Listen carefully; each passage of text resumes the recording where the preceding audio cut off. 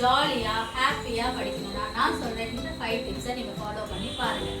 First thing, லேர்னிங்கை ஒரு fun மெத்தடாக கொண்டு போங்க. மேபி ஒரு கேம்ஸ் கண்டக்ட் பண்ணுங்கள், பசில்ஸ்க்கான கொடுக்கலாம், ஹேண்ட்ஸ் ஆன் ஆக்டிவிட்டீஸ் கொண்டு போகலாம். ஸோ இதெல்லாம் உங்கள் குழந்தைங்களை வந்து ஒரு ஃபன் மெத்தட் லேர்னிங்கில் கொண்டு போகும். செகண்ட் திங் வந்து பாசிட்டிவ் ஃபீட்பேக்ஸ். அவங்க செய்யக்கூடிய சின்ன சின்ன எஃபர்ட்ஸை கூட ஒரு நெகட்டிவான ஒரு ஃபீட்பேக் கொடுக்காம அவங்கள ஸ்டெப் ஃபார்வர்ட் பண்ணுறதுக்கு ஒரு பாசிட்டிவ் ஃபீட்பேக்கு கண்டிப்பாக நீங்கள் கொடுக்கலாம். ஒரு கம்ஃபர்டபுள் என்விரான்மெண்ட்டை நீங்கள் ப்ரொவைட் பண்ணி கொடுங்க.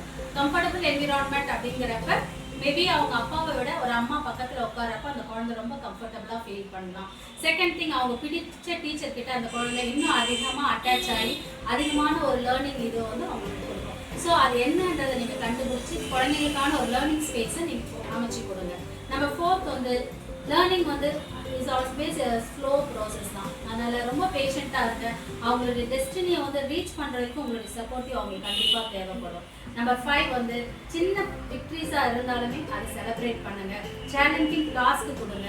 அது அவங்களுடைய மோட்டிவேஷனை பூஸ்ட் பண்ணி அவங்களுடைய கான்ஃபிடென்ஸ் லெவலில் இன்க்ரீஸ் பண்ணும். ஸோ ஆஸ் அன் எஜுகேட்டராகவோ இல்லை ஆஸ் அ பேரண்டாவோ நீங்கள் இதை ஃபாலோ பண்ணிங்கன்னா நிச்சயமாக உங்களுடைய குழந்தைங்களுக்கு வந்து ஒரு என்கரேஜிங் ஒரு ஃபன் மெத்தடில் நீங்கள் கொண்டு போகலாம்.